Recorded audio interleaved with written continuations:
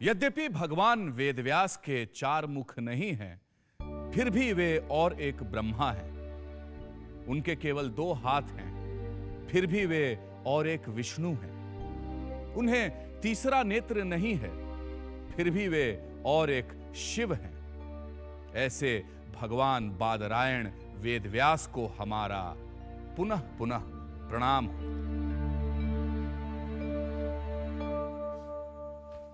अपरा, आंखें खोलो, देखो तुम्हारा बेटा आया है। माँ,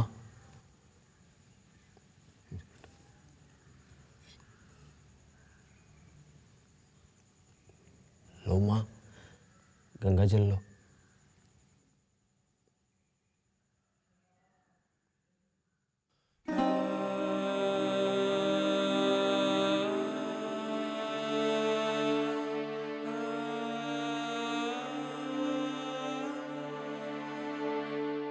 अब और कितने वर्ष तुम्हारा वेदाभ्यास बाकी है? मैं कुछ कह नहीं सकता पिता, शायद कुछ वर्ष और लगे। मैं अभी तक वेद कंठस्थ नहीं कर पाया हूँ। न ही मेरे आचार्य को मेरे वेदाभ्यास से संतुष्टि है। जितना सीख लिया है उतना बहुत है। हम दोनों मिलकर कुछ कमा खा लेंगे। अब के गए न जाने तुम कब वापस आओ। अब मेरा भी क्या भरोसा। पर मेरी पढ़ाई अधूरी रह जाएगी पिता। जीवन बचा रहा है तो शायद तुम पढ़ भी लो। आगे तुम्हारी मर्जी।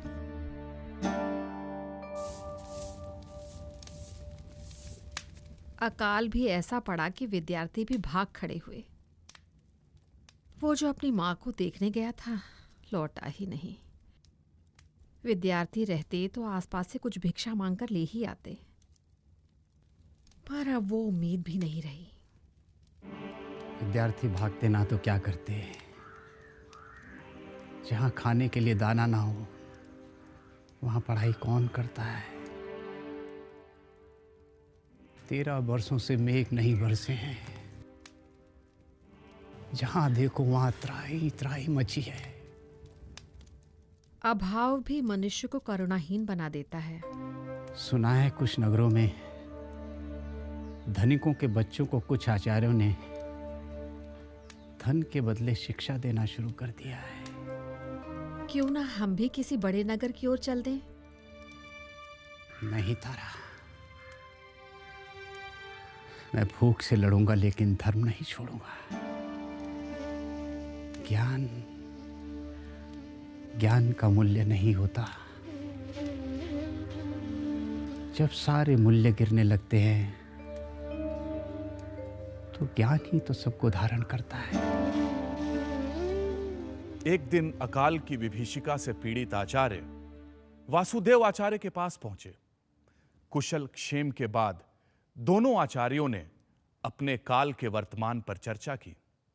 परिस्थितियां हमेशा नई चुनौती देती है आचार्य, और नई चुनौतियों को स्वीकार करने में पुरुषार्थ है। इस अकाल ने भी नए सवाल खड़े किए। विपत्ति में मनुष्य ज्ञान का अर्जन करे या अन्न का, और जहां समाज ही भूखा हो वहां समाज पर निर्भर लोगों की भूख का क्या होगा। मेरी एक और चिंता है आचार्य। वैदिक वाङ्मय का विस्तार इतना बड़ा हो गया है कि हर किसी के लिए उसे कंठस्थ कर पाना मुश्किल हो रहा है। जो मेधावी हैं उन्हें कम समय लगता है, पर जो सामान्य हैं उन्हें अधिक समय लगता है, कई बार तो पूरी उम्र तक। क्या यह संभव नहीं कि वेदाभ्यास की निश्चित विधि हो या निश्चित पाठ्यक्रम? पर उसके लिए तो पूरे वैदिक वाङ्मय को कई हिस्सों में बांटना पड़ेगा। शायद मेरा यही अभिप्राय है आचार्य। पर यह कैसे संभव है? इसके लिए तो किसी अवतार की जरूरत पड़ेगी। किसी ज्ञान अवतार की। पर कोई तो होगा जो इस महान चुनौती को स्वीकार कर सके।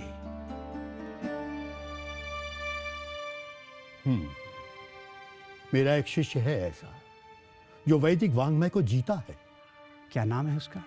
कृष्ण, ऋषि पराशर का पुत्र कृष्ण। आप भी और आचार्यों से अभिप्राय लीजिए।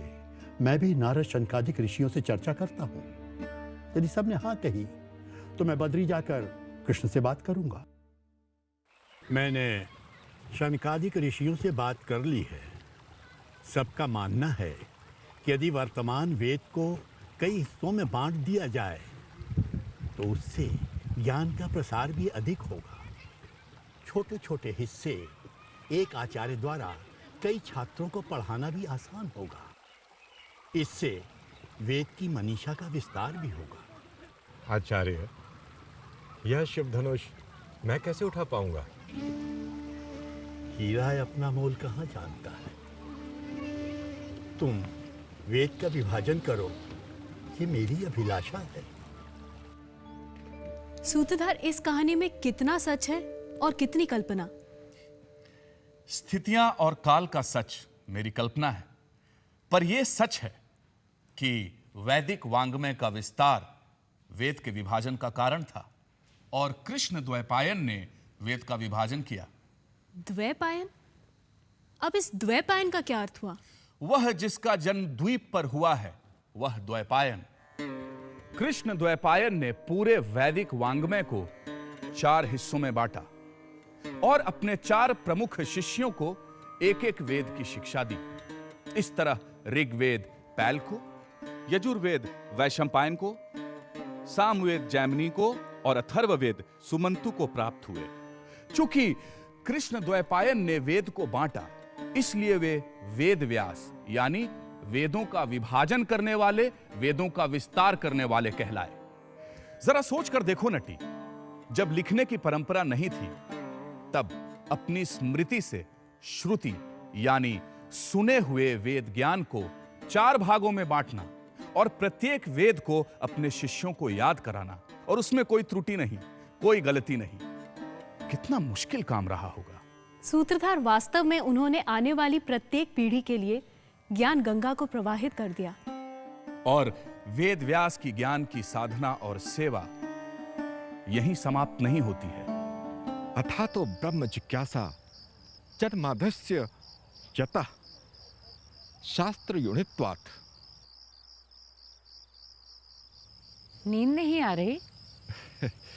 मैं तो सो चुका हूं, विचार जाग रहे हैं। मन ही मन कुछ लिख रहे हैं? अरुणी, उपनिषदों में ऊपर ऊपर से दिखाई देने वाले विरोधाभासों से विद्यार्थी अक्सर उलझ जाते हैं। इसलिए मैं कोशिश कर रहा हूं कि सारे उपनिषदों का सार सूत्रों में इस प्रकार गोथूं कि उनका समन्वय हो और वे बिल्कुल स्पष्ट हो। ब्रह्मसूत्र, हाँ, ब्रह्मसूत्र, यही नाम ठीक रहेगा। अरुणी, जैसे ही कोई शिष्य जागे उसे मेरे पास भेज देना। आज से मैं उन्हें ब्रह्मसूत्र का पाठ पढ़ाऊंगा।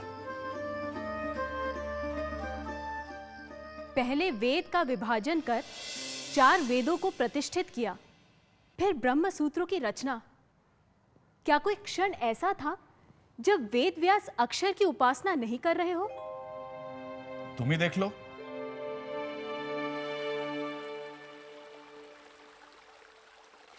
अरुणी, मैं लंबी यात्रा पर जा रहा हूं, लौटने में कई महीने लग जाएंगे। अभी तो आप नैमिषारण्य से लौट कर आए हैं। वहीं सत्र में मैंने पुराणों को संकलित करने का संकल्प लिया था। यानी आप पंचनद प्रदेश के एक एक गुरुकुल में जाएंगे।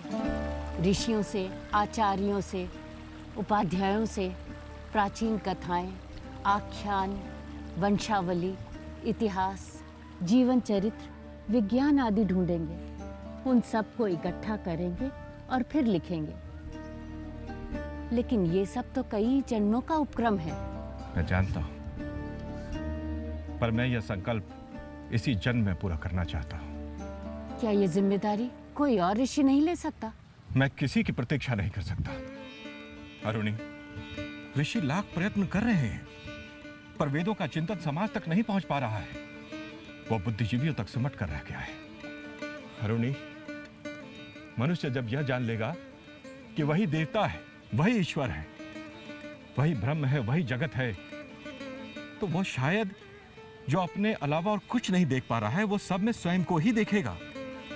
इसलिए मैं वेदों का चिंतन, वेदों का ज्ञान, आत्मविज्ञान, कथा, कहानी, आख्यानों, काव्यों, इतिहास के जरिए, पुराणों के जरिए सब तक ले जाना चाहता हूं। मैं चाहता हूं कि जो सच को बुद्धि से पाना चाहे वह बुद्धि से पाए, जो कर्म से पाना चाहे वो कर्म से पाए, और जो भक्ति से पाना चाहे वो भक्ति से, पर वो सच पाए।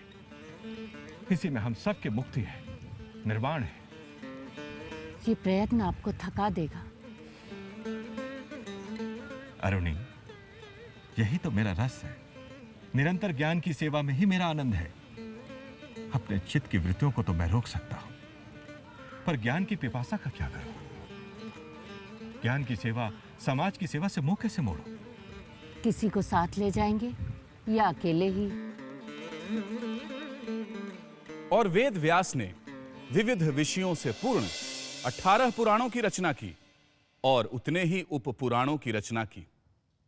विष्णु पुराण, नारदीय पुराण, गरुड़ पुराण, पद्म पुराण, वराह पुराण, ब्रह्म पुराण, ब्रह्मांड पुराण, वैवर्त पुराण, मार्कंडेय पुराण, लिंग पुराण, शिव पुराण, स्कंद पुराण, अग्नि पुराण और श्रीमद् भागवत पुराण वेद व्यास की ही देन है। और ज्ञान की गंगा का प्रवाह इतने पर ही न रुका।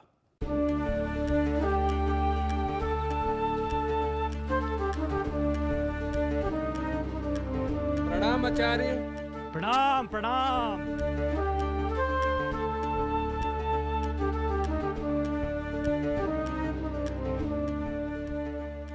बादरायण,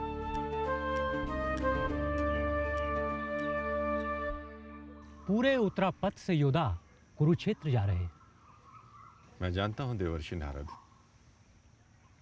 क्या अब भी यह युद्ध रोका नहीं जा सकता? दुर्योधन को समझाना कठिन है देवर्षि। क्या आप हस्तिनापुर जा रहे हैं? युद्ध के बाद जो बचे रहेंगे उन्हें ढाढ़स बनाने के लिए आपकी और मेरी जरूरत पड़ेगी। कुरुक्षेत्र में होने वाले महासंहार का मूक और असहाय दर्शक बनना हमारी नियति है देवर्षि। और कुरुक्षेत्र के महाविनाश को देख बादरायण व्यास वापस अपने आश्रम लौटे।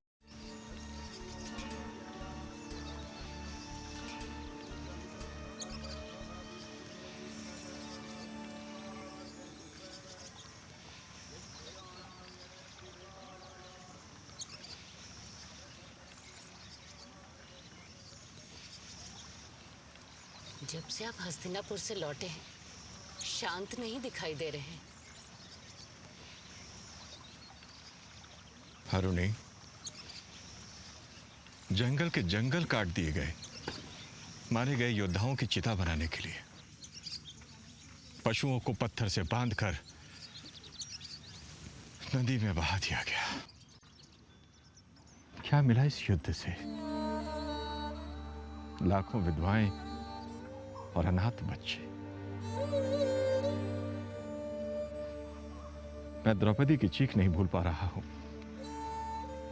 भीष्म का मौन मुझे उद्वेलित कर रहा है। दुर्योधन की दुष्टता मुझे चुनौती दे रही है। वासुदेव कृष्ण का गीत मुझे बार बार कह रहा है कि व्यास, हमारा वर्तमान क्यों नहीं समझ रहा है कि धर्म का पालन करो, उसी से तुम्हें अर्थ, काम और मोक्ष की प्राप्ति होगी। अरुणी, मुझे लगता है जब तक मैं अपने काल की इस दारुण इतिहास को लिख नहीं लेता, मैं शांत नहीं होगा। मैं लिखूंगा। मैं भारतवंश की महागाथा लिखूंगा। कहते हैं उस महाकाव्य महाभारत का विस्तार इतना बड़ा था कि उसे वेद व्यास ने कहा और गणपति ने लिखा। 1,00,000 श्लोकों वाला यह महाकाव्य विश्व का सबसे बड़ा महाकाव्य है। पर गणपति तो गणपति ठहरे।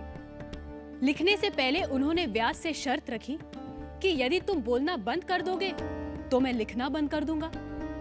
इस पर व्यास ने शर्त रखी कि आप एक भी शब्द उसे समझे बिना नहीं लिखेंगे।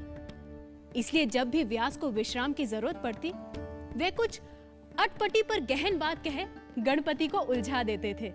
नटी, शायद इस कथा में शब्द और भाव, साधक और साध्य का संबंध छिपा है। लिखो पर बिना समझे नहीं। रसिकों, अवतार आसमान से नहीं टपकते। दिव्यता जब आकार लेती है और किसी न किसी रूप में अपने को अभिव्यक्त करती है, तब वह अवतार कहलाती है। वेद व्यास ज्ञानावतार कहे जाते हैं। उन्होंने वेदों और उपनिषदों का संकलन, ब्रह्म सूत्रों की रचना, महाभारत में ही भगवत गीता की रचना, पुराणों और उपपुराणों व अन्यान्य ग्रंथों की रचना कर सनातन धर्म के ज्ञान कोश पर अपनी अमिट छाप छोड़ी है। महर्षि व्यास ने ज्ञान की निरंतर सेवा की है और वैदिक विज्ञान को आने वाली पीढ़ियों के लिए सुरक्षित किया है। हम महर्षि व्यास के हमेशा ऋणी रहेंगे। इसलिए जिन चिरंजीवियों को हमेशा याद किया जाता है, उसमें कृष्ण द्वैपायन वेद व्यास भी एक है। सूत्रधार, तुमने बताया कि वेद व्यास ईश्वर के ज्ञान अवतार है, पर ईश्वर तो सर्वव्यापी है, इसलिए वह निराकार भी है। तो जो निराकार है वह कोई आकार कैसे ले सकता है? नटी, वास्तव में अरूप ही रूप धारण कर सकता है। देखो, सृष्टि के पहले ये प्रकृति, ये जीव सभी निराकार थे, पर वे साकार रूप में अभिव्यक्त हुए। तो सर्वशक्तिमान ईश्वर आकार क्यों नहीं ले सकता? इसलिए यह कहना कि सर्वशक्तिमान ईश्वर कोई रूप धारण नहीं कर सकता, यह उस सर्वव्यापी सर्वशक्तिमान को सीमित करना है। अजन्मा होने के बावजूद भी अपनी माया को वश में कर जन्म लेता हुआ सा दिखता है। सूत्रधार, अवतार कब अवतरित होते हैं? नटी, जब जब धर्म का क्षय और अधर्म का आधिपत्य बढ़ता है, तब तब ईश्वर अवतार लेते हैं। सूत्रधार, यदि वेद व्यास ज्ञान अवतार हैं, तो क्या अवतार के और भी रूप होते हैं? हाँ नटी, समष्टि की इच्छा के अनुसार ईश्वर विभिन्न अवतार धारण करते हैं। जैसे नित्य अवतार, यानी ज्ञानियों और महात्माओं के रूप में हर समय इस विश्व में ईश्वर अवतरित रहते हैं।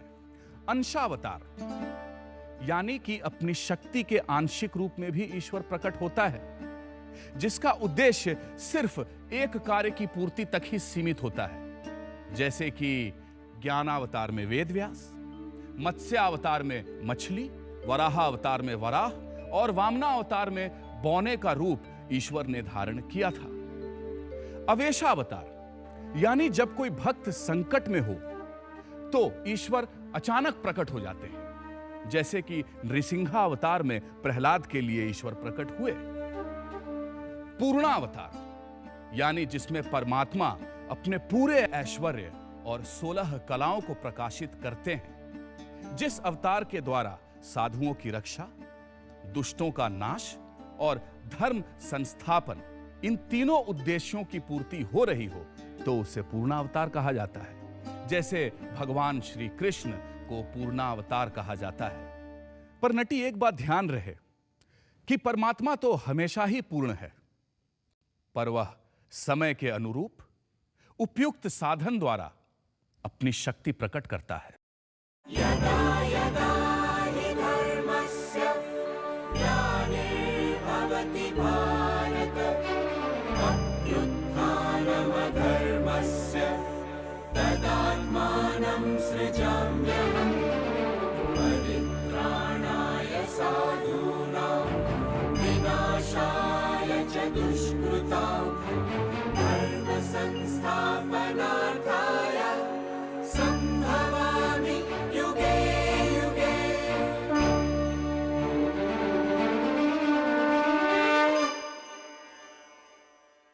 जब जब धर्म की हानि और अधर्म का अभ्युदय होता है, तब मैं अपने आप को प्रकट करता हूं।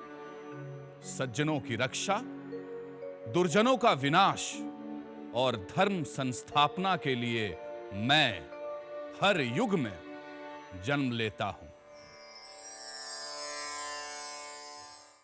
क्या ईश्वर एक है? क्या है भारतीय दर्शन में ब्रह्म, ईश्वर और देवता की कल्पना? देखिए अगले प्रकरण में अकबर, बीरबल और संत कवि नामदेव के द्वारा क्या है अध्यात्म का ब्रह्म और आस्था के देवता। यस्य प्रसादात् भवमङ्गलार्था प्रसूत गङ्गोपनिषत् विशुद्धा समर्पयामो गुरुचिन्मयाय भूयात् प्रसन्नः स शिवस्वरूपः।